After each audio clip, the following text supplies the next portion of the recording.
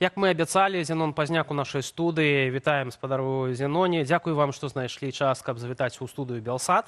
Узгадываў сёння я інтэрв'ю, якое выдалі ў кастрычніку 19-го года Радыё Свабода і яшчэ напярэдадні гэтых выбараў у 20-м годзе. Вы тады сказалі, што беларусы баяцца быць свабоднымі.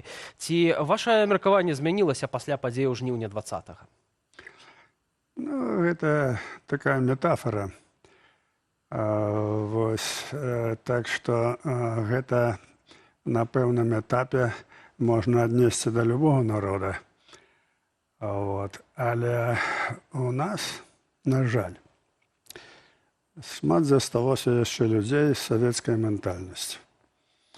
Я вам прывяду прыклад, калі, скажем, я выступаю ў заходняй Беларусі, я кажу, што будзе прыватная ўласнасць, будзе зямля, будзе свабода, можаце вярнуць сваю зямлю. Ўсё людзі слухаюць, так з цікавасцю пытанне задаюць. Калі я еду туды на Магілёўшчыну, все расказваю, пытанне залі: а што вы нам дадзіце? Я кажу, свабоду, права чалавека, правы ўласнасці. Рабіце, што хочаце, прадавайце. Уставляйце свае цэны, вы свабодныя. Але гэта было ў 94-м, можа, нават яшчэ раней, калі я разумею. Ці зараз змянілася сітуацыя, бо вы заўсёды казалі, што маеце кантакты беспасярэднія ўнутры Беларусі, ведаеце, прынамсі, пра што людзі думаюць, пра што гавораць. Ці гэтыя кантакты захаваліся ў вас? Цяпер змянілася, таму што вельмі залез у скуру Лукашенка. І вось пасля 20-го года таксама людзі, конечно, напалоханыя, бачаць, што, але я вам скажу, ўсё не магу гаварыць, але ўсё засталося. І дваровыя кампаніі, і людзі ўсё памятаюць. І гэта, прыдае такога аптымізму. Ўсё ж такі народ разумее, наш беларускі, што тут не можна падымаць галаву, каб яе адабілі, але людзі чакаюць, яны застаюцца тымі, якія былі ў 20-м годзе. Якія тады ўрокі мае грамадзянская супольнасць праз 5 гадоў пасля пратэстаў вынесці? Што для сябе зразумець, можа быць, каб у патэнцыйна будучай сітуацыі дзейнічаць іначай? Разумееце, гэта з'ява 20-й год, яна дваякая. Па-першае, гэта страшэнная катастрофа нацыянальная, якая працягваецца, это геноцид нацыі. Мы такія катастрофы перажывалі нячаста. Самую вялікую – это 17-е стагоддзе, это потоп. Потым 30-е гады, дзе мы... Ноч расстраляных паэтаў. Ноч расстраляных паэта – это фрагмент. А было забіта па ўсей Беларусі, па маіх падліках, 1 600 000, іншыя паказваюць 1 800 000, іншыя кажуць 1 600 000. Я калі займаўся куропатамі, я шчыльна гэтым цікавіўся. Это была сістэма, якая даводзілася да кожнага начальніка, да кожнага старшыні сельсавета, да брыгадзіра. Павінны былі паставіць пэўную колькасць ворагаў народа. І сітуацыя была такая, што калі б не вайна, калі б яшчэ 10 гадоў гэта адбылося, і Сталін быў бы, маглі б выстрэліць усю нацыю. 5 мільёнаў это дакладна. Але чаму паралелі з 20-м у вас узнікаюць? Тут паралелі вось чаму узнікаюць, што это была катастрофа. Мы страцілі эліту нацыі, мы страцілі вельмі шмат літаратуры, гісторыя, людзей. І пасля вайны, я нават трошкі это памятаю, 50-е гады, шмат што адраджалася з нуля. І цяпер, у 20-е гады, это таксама катастрофа. Катастрофа, якая прывяла да сотняў тысяч выгнання людзей за мяжу, а это людзі найбольш актыўныя. Таксама тысячы людзей знаходзяцца ў вязніцах, і працэс геноциду працягваецца. Пакуль будзе гэты рэжым, да гэтага часу будуць хапаць людзей, кідаць у турмы. Калі турмы будуць перапоўненыя, будуць часткова іх выкідаць і выкідаць за мяжу. Таму што яны зараз не ў такім стане, што маглі прастрэльваць. Але яны хочуць змяніць, як кажуць, шарнір нацыі. Яны выкідваюць людзей за мяжу. Вот. І таму гэта катастрофа. Акрамя таго, гэта катастрофа, яна рыхтавалася Расіяй. Я паслядоўна гэта адсочваў 16-го года, калі гэта пачалося. Я ведаў інфармацыю яшчэ ў пачатку 20-го года, што будзе правакацыя з забойствамі. І яно так і сталася. Але сутнасць была ў тым, што Пуцін хацеў ажыццявіць сваю даўнюю мару, анексію Беларусь. Як толькі ён паявіўся ва ўладзе ў 2002 годзе, ён ужо казаў, давайте 6 губерняў Але гэта так і не анексаваў да сённяшняга дня. Так, але гэта была самая такая моцная спроба. Перад гэтым быў такі разведчык Бабіч, які быў у пасольстве, ён ствараў тут рэзідэнцыі, ўсё это была падрыхтоўка. Лукашенко ім быў незадаволены. Ну, безумоўна, таму што для рускі мір таксама ёсць і вораг Лукашэнкі. Ён дзейнічае пад казцы ў інтарэсах этого рускага міра, але толькі рускі мір можа яго знішчыць. Нацыянальная сіла яго не знішчыць. Пуцін яго можа знішчыць. Ён это разумее. Таму такія людзі, як Бабіч, для яго былі небяспечныя. Так вось, задача стаяла вельмі простая. Калі быў падрыхтаваны Бабарыкай, падрыхтавана ўся сітуацыя, правесці выбары. Яны рыхтаваліся, што на выбарах Бабарыка не пройдзе, але будуць масавыя пратэсты. Это ўсё было да этого падрыхтована. Вот.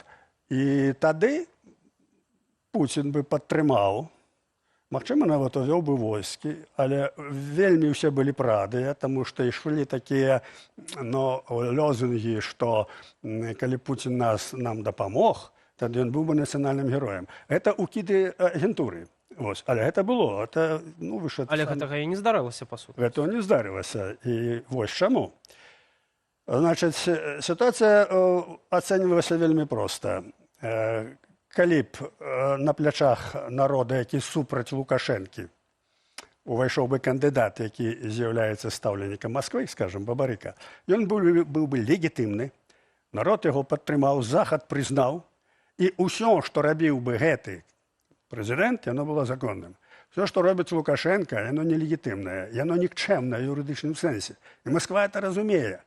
Яны разумеюць, што... Але ж няма наўпроставых доказаў таго, што Віктор Бабарыка гэта быў пракрамлёўскі кандыдат на выбарах 20-го года. Наўпроставыя доказы не трэба далёка хадзіць. Частку яны знішчылі, але відэо ёсць. Вы можаце паглядзець, як ён гаворыць аб тым, што задача беларусаў з'яднацца з Расіяй. Усе будуць толькі рады. Наша будучыня ў Расіі. Пасля таго, як Віктор Бабарыка пайшоў на выбары... Разумееце, таму не. Гэта рускамірскі слоган, это самае галоўнае, што ад іх патрабуецца. Я ўжо не кажу пра тое, што хто такі ён. Это дырэктар Белгазпромбанка, это структура, якая з'яўляецца кашальком Кремля. І яго памочнік з'яўляўся такі Александр Каряка, палкоўнік ФСБ. Все ёсць. Яны паспелі знішчыць, можаце паглядзець. Але Віктор Бабарыка цяпер у турме, і давайте, можа быць, я б хацела вярнуцца да размовы о той трагедыі, пра якую вы пачыналі казаць, што сапраўды маса беларусаў выехала, унутры беларусаў пануюць рэпрэсіі, у якіх немагчыма развіваць нацыянальную ідэю, вызвольны рух, падтрымліваць беларускую культуру, пра якую вы таксама заўжды кажаце, што это неабходна для нашай незалежнасці і для нашага развіцця. То вось на вашу думку, якой мае быць стратэгія нацыянальна-вызвольчага руху, яна ўсё ж такі мусіць прыйсці за межы ці нарадзіцца ўнутры Беларусі, а калі ўнутры, то што гэтаму мае паспрыяць, што рабіць? Значит, да таго, што вы гаворыце, трэба падысці. Таму што той план, які павінны быў адбыцца, ён не адбыўся. Адбыўся вельмі дрэнны план, але не так, як думалі яны. Ось, значыць, што адбылося? Вот гэты план, дзе на руках унеслі б Бабарыку і крычалі «Пуцін, памажы», ён не адбыўся таму, што Пуцін убачыў, што адбылася нацыянальная кансалідацыя. І калі гэта пачалося, я тады быў у Штатах, я назіраў усё, што адбываецца, бачыў это белыя лентачкі, белыя браслетыкі, все як на гэтым, і чакаў, што паявіцца ўвогуле некая новая сімволіка, А тады ўжо будзе вельмі цяжка. Пакуль што насілі толькі тапак, так, это была замест пагоні, і крычалі там «Стоп, таракан». Вось, таму я асабіста прыняў тут удзел. Усе структуры кансерватыўнай партыі былі папярэджаныя, каб ішлі на мітынгі вось этой тройкі жанчын з чырвона-белымі сцягамі. Будзе падтрымка. Народ быў гатовы да гэтага. И появился один, другой, третий. Так это ваша идея была? Это идея консервативно-христианской партии, особисто меня. Треба было перебить символику. И их это сблытало полностью, потому что народ принял полностью. Я звертався не тільки до наших партійців, до других, ну не буду вони сидять у турмі, не буду їх називати, але вони це виконали. У Вітебську були мітинги от, з гэтими бабариканцями, все, вони прийшли з червоно-білими стягами, весь народ усприйняв. Може, самі люди просто усприйняли це сапраўды як національне. Вот им то и справа. Это важнейшая речь у політиці, символика. Но вы уявите себе христианство без крыжа. Вы видите, что такое крыш у христианства? Вот то же самое у нас был червоно-белый стяг, погоня. И когда это з'явилось, и народ 100-метровые стяги, когда он пошел под этими стягами, Путин зрозумел, что отбывается национальная консолидация, что дело, яке они робят, не пройдет. Тем более, что Лукашенко, ну он же думает про свою ладу, и Бабарыка, и весь этот русский мир, и вся эта прорусская позиция, якая была створена, еще починаючи от Бабича, яны хотели знести Лукашенко и поставить своего. Лукашенку это не подобалося. Там он схопил Бабарыку, посадил в турму. Вот, там еще кого схопил. Але зараз чому зараз... Як вийти з гэтага кризису, який утворився? Да, так вот мы приходим до того, что вы говорили. Вот. И вот то, что народ вышел и консолидовался, и под червоно-белым стягом, притым была вельмі моцная консолидация в дворах, люди... Это почалось еще за часы ковиду. Вот ковид з'єднав людей, а тут это уже был вынік. И вот гэта спыніла вот тую, да ўжо было немагчыма, ўжо Бабарыка быў у турме, але тое, што стварылася потым, яно стало катастрофай для народа. Бо тое, што было б у пачатку, калі быў Бабарыка, мы просто страцілі б дзяржаву. Нас не было б. Дзяржавы Беларусь не існавала б. Это была б частка Российской Федерации. Это концы. Вот то, что здарылася цяпер, мы дзяржаву маем. Вот. Это держава полностью под прессом России. Лукашенко это полная марионетка. Але калі быў Бабарыка, то не было б ввогуле Беларусі. Не было б. То што, атрымліваецца, што Лукашенко уратаваў краіну не Лукашенко уратаваў краіну. Ён уратаваў сваю скуру і выконвае заданне Москвы па знішчэнні беларускай нацыі. Яго рукамі знішчаецца беларуская нацыя. 2500 организаций, нават там філатэлісты, там птушкі бацькаў, все знішчана. Вот. Таму гэта, то, што зараз адбываецца, гэта Россия рукамі Лукашэнкі выконвае сваю задачу. Знішчыць беларускую нацыю, знішчыць мову, культуру, таму што потым, калі гэтага нічога не будзе, Беларусь можна браць голымі рукамі. А Лукашэнку проста прымуць з дарогі. Я не ведаю, ці ён это разумее, але самы галоўны яго вораг небяспечны, это якраз рускі мір. Як супрацьстаяць гэтаму рускаму міру, калі ўнутры Беларусі ўсё знішчаецца нацыянальная, грамадская супольнасць? Супрацьстаяць ёсць вялікі вопыт не толькі ў нас. Вот это мы не першыя трапілі ў такую сітуацыю. Па-першае, трэба захаваць сябе. Захаваць свае жыцці, свой народ, захаваць сябе. Не кажуць, не падымаць галаву там, дзе не трэба. Па-другое, у гэтым захаванні, у гэтых сем'ях, у гэтых людзях трэба, каб беларуская ідэя жыва, развівалася, жыла мова. Закрыюць школы, ну у вас сям'е ёсць, вучыце сваіх дзяцей, так як некалі ў 19 стагоддзі палякі рабілі. Вучыце сваіх дзяцей, бо нам трэба ў гэтай сітуацыі выжыць. Акрамя таго, тыя беларусы, якія выехалі за мяжу, іх сотні тысяч, трэба падтрымліваць Украіну. Таму што зараз пытанне мирным шляхам з Россией вырашана не будет. Мирным шляхам мы не атрымаем ни свободу, только помогать украинцам. Помогать украинцам, каб была перамога. Ці хотя б такая ситуация, когда Россия не в стане будет нас задушить. Вот. И Минулый раз я тут был, как раз это месяц тому, я говорил об том, что одиная зараз надея всего свету, тем больше Украины, это на Трампа. Это счастье, что у Америцы з'явився такий До речі, президент. коли ми кажемо про Трампа, спадар Зіноні, хотів би звернути вашу увагу, що сьогодні Лукашенко знову узгадав президента Злучених Штатів Америки у інтерв'ю акурат таки часопису «Тайм». Давайте послухаємо і вернемося до міркування. Я трампист. Я себя часто называю. Я не сторонник Байдена. И я это говорил, когда Байден был у власти. И когда вы там стреляли в своих в Конгрессе, помните, эту девчонку застрелили, Да. и когда вы потом Трампа хотели посадить, единственный в мире президент, не потому что я так думаю, а другие так не думают, другие помалкивали, под плинтусом сидели, а я в открытую, это можно поднять, критиковал вашу демократию, так называемую, вашего президента Байдена и поддерживал Трампа. Это было позорище, то, что вы творили с Трампом до последних выборов президентских.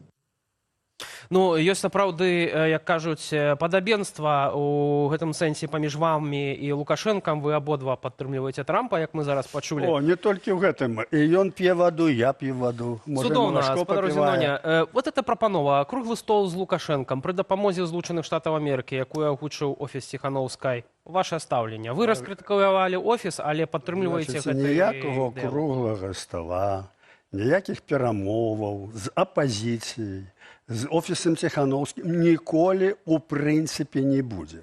Таму што ў прынцыпе гэта немагчыма. Это бздура. І Немагчыма, таму што беларускі рэжым не пагодзіцца. Разныя катэгорыі.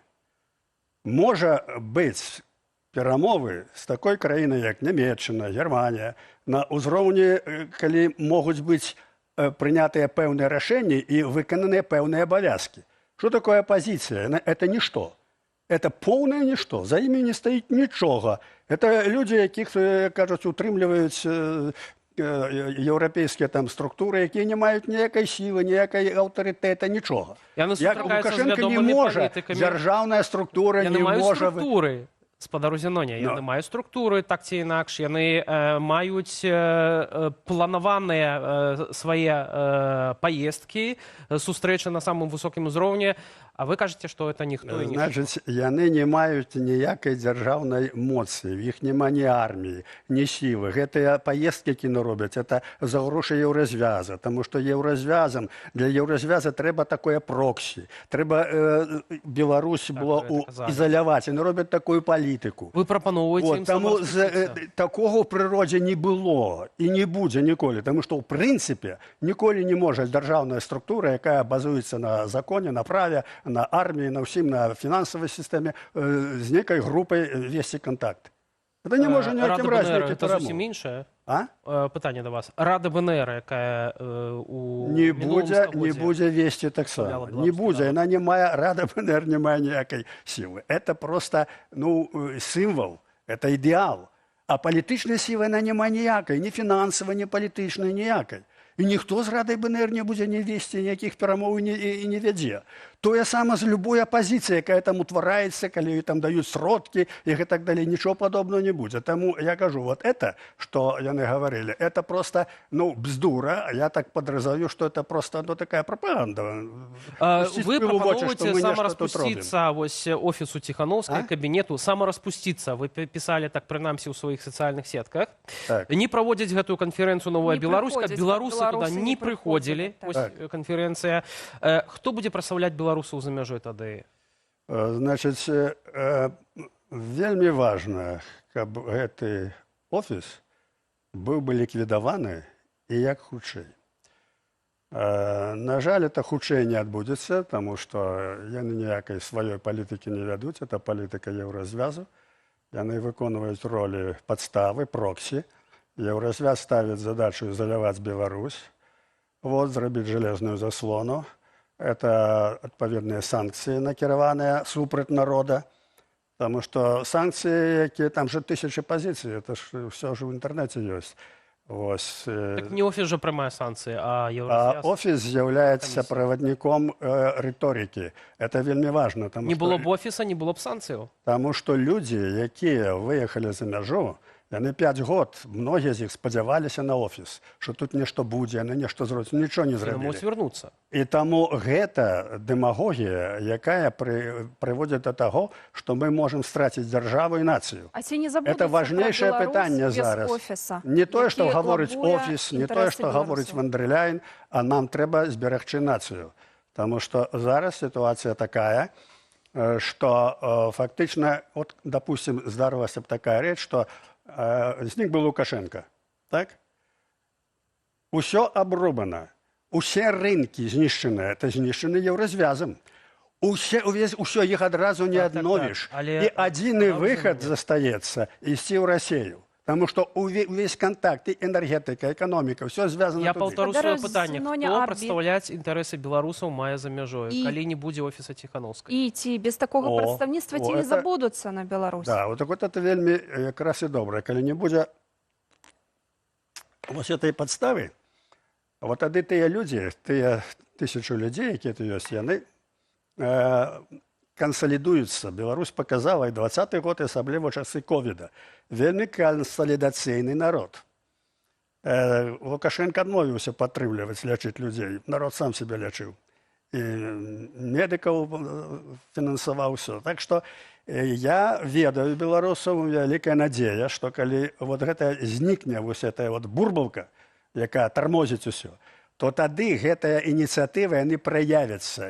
І обов'язково вони повинні бути ісці знизу. І вони будуть знизу. І гэта ініціативи, З'явиться новий лідер? які, послухайте, повинна бути демократія, ініціатива людей. А не сподівайтеся, що з'явиться некий лідер, і от він нас поведе. А хто білорусам тепер перешкоджає самоорганізовуватися? А хто білорусам тепер перешкоджає самоорганізовуватися? Офіс. А яким Ілюзія чином? офіса. Усі Яким сподіваються на і претензії, там їхні гроші починають лічити. Все. Це все глупості. Ось. Це колода на шляху ініціативи. Коли це з'явиться обов'язково. А што перашкаджае паралельна гэта рабіць і беларусам самаарганізоўвацца, збірацца, вырашаць От свае гэта праблемы? перашкаджае ў першую чаргу. Спадзяванне, Ну, вот вось вы ёсць, толькі што задалі, Алекс- а хто будзе лідар? Это вот Ніхто- жаданне, хто нехто прыйдзе і нехто ўсіх павядзе, нехто скажа, як рабіць. Але хто будзе сустракацца? Так, у Святланы Ну, Ціхановскай заўсёды ёсць ж ёсць кантакты нейкі на лідар. Вы вышэйшым ж былі узроўні. лідарам калісьці. Тады будуць і прадстаўнікі. Як будзе ініцыятыва, тады будуць прадстаўнікі. Зараз это не трэба піраміду ставіць дагары нагамі. Элементарна рэчы, ну так же робіцца. Элементарно, так развіваецца усялякая структура, усялякая барацьба. Яна ідзе знізу, а не то, што з'явіўся нехкі, і, ну добра, як з'явіцца некі Ясір Арафат, ён скажа, у меня там мільёны, давайте за мной. На чым так кончылася, мы ведаем. Але всякая барацьба, яна, калі яна сэнсоўная і мае вынік, яна ідзе адтуль, знізу, яна ініцыятыва. Вот тыя дваровыя чаты, вот это, што з'яўлялася, вот эта ініцыятыва мае вялікае значэнне. І паяўляліся лідары, і што з імі зрабілі? Забілі, Бондаренку забілі. Это ўжо лідары паяўляліся. Таму як ёсць ініцыятыва, як людзі адчуюць, што ад іх шмат залежыць, яны пойдуць самі рабіць, паявіцца ўсё. І тады будуць лічыцца з намі. І тады будзе, тут жа ёсць і бізнес беларускі. Это вельмі важна. Нацыянальная ідэя, нацыянальная свабода развіваецца тады, калі падтрымлівае нацыянальная буржуазія. Калі людзі маёмныя падтрымліваюць нацыянальны рух. А ці маем мы ў выгнанні столькі бізнесу, спадар грантаў Зіноня? з еўразвязу.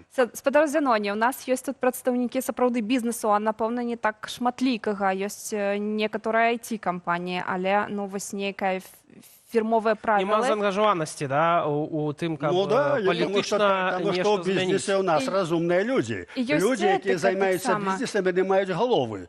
Розумієте, вони бачать, що появився некий, так сказати, дивний чоловік, який 200 тисяч просить. Тому їх Потиснули мало, це плечима, може цікавити. глядять на сподарню Тихановську, вони ж усе бачать, що це підстава.